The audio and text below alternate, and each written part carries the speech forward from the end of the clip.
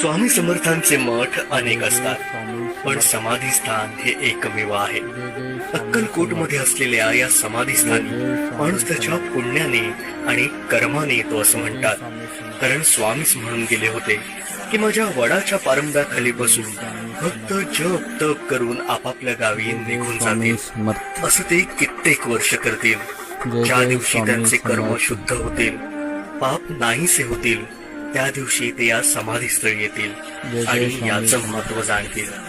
स्वामी पहिल्यांदा अक्कलकोटला आले ते या चोळप्पा महाराजांच्या घरी. 21 वर्ष इथे त्यांचं वास्तव्य होतं. चोळप्पा महाराजांनी या काळात त्यांची खूप सेवा केली. स्वामींच्या प्रस्थानाच्या वेळी चोळप्पांच्या भक्तीवर प्रसन्न झालेल्या स्वामींनी तुला काय हवं असं मागितलं. तेव्हा त्यांनी मागितलं की मला पैसा संपत्ती यापैकी काही नको, तुमची समाधी माझ्या